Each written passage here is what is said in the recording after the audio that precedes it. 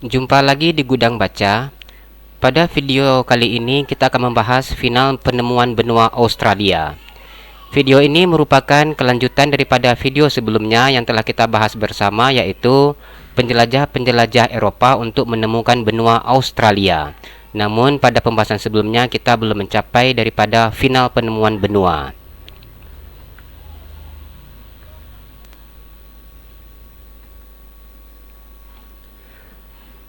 Penemuan benua Australia tidak terlepas daripada jasa bangsa Inggris.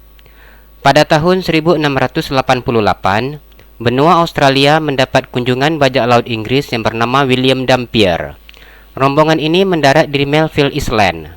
Setelah William Dampier kembali ke Inggris, ia menerbitkan tulisan tentang pelayaran ke Australia.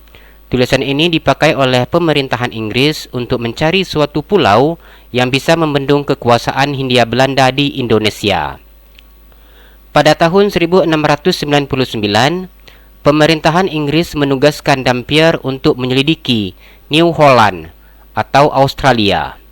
Pada tanggal 6 Agustus tahun 1699, William Dampier berhasil mendarat di Shark Bay.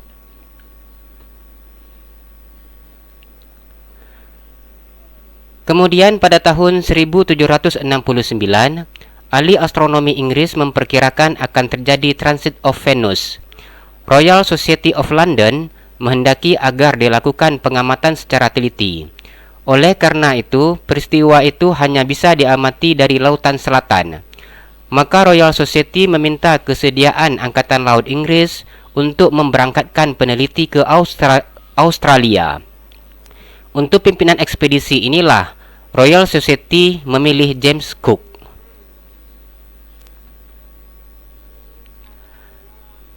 Ada 3 tugas James Cook yang ditugaskan oleh pemerintahan Inggris. Yang pertama adalah berlayar ke Tahiti agar transit of Venus dapat diamati dengan baik. Yang kedua, melakukan penemuan di Pasifik Selatan. Dan yang ketiga, menyelidiki daerah New Zealand. Pada tahun 1768, James Cook memulai ekspedisinya. Pada tahun 1769, James Cook sampai di Tahiti, kemudian melakukan penyelidikan di Samudra Pasifik tetapi tidak menemukan daratan. Pada tahun 1769, James Cook sampai di New Zealand. Ia mendarat di pantai timur North Island. Pada tahun 1770, James Cook meninggalkan New Zealand menuju ke Van Diemen Land. Karena ombak yang besar, akhirnya James Cook mendarat di New South Wales atau daerah Botany Bay masa sekarang.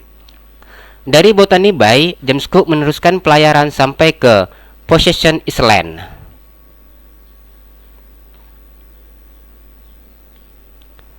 Kesimpulan pelayaran James Cook. Setelah melakukan penjelajahan, James Cook berhasil membuat suatu peta pelayaran dengan berpatokan kepada peta-peta sebelumnya.